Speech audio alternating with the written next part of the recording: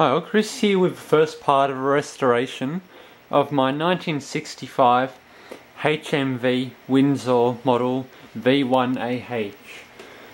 So I opened it up. The first real part was really cleaning all the debris out of it, all the rat feces and stuff. So here we have insides. First off, tuner, the CRT. It's got the yoke and focus coils here, which unfortunately the plastic housing had all crumbled and deteriorated, so I'm sure I can find another way to secure that though.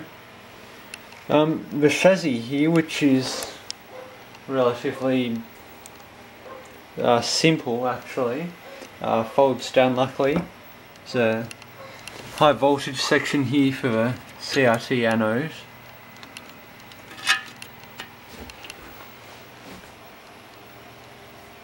Large power transformer there. Various bits and pieces. There's a component down there, looks like a resistor, or it looks like a resistor I think, or some kind of cap, which is deteriorated and broken away. Some various other resistors, some wire wounds and plenty of carbons. Capacitors. I remember seeing a dodgy looking disc capacitor or two around here. There we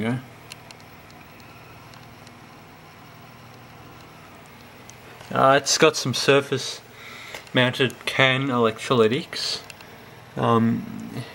3 of them in a row here. So as you can see, they've started to leak. This one's real bad.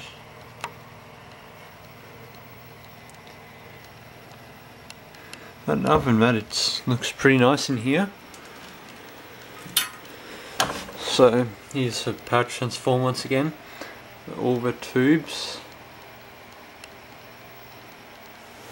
I think there's about 13 of them. Here's those caps.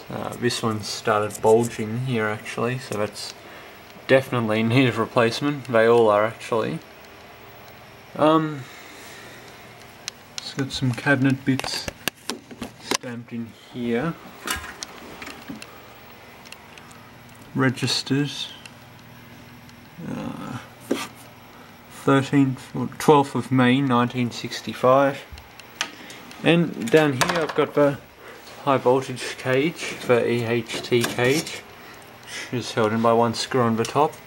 The flyback 1S2 rectifier, 6CM5 and 6AL3. So unfortunately this set has no high voltage. The flyback could be bad, I'm not sure yet, I haven't really looked into it much. But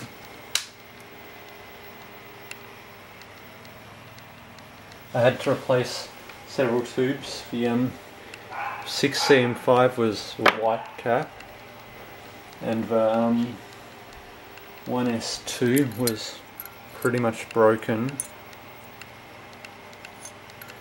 but still no EHT.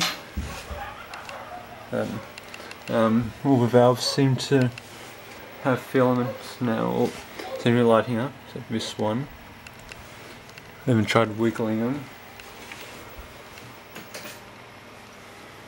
So anyway, so there it is, the first part. So I've replaced a few tubes. I've got a bit to do with a flyback now. I need to figure out why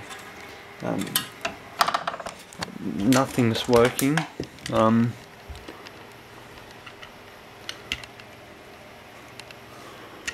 There's absolutely no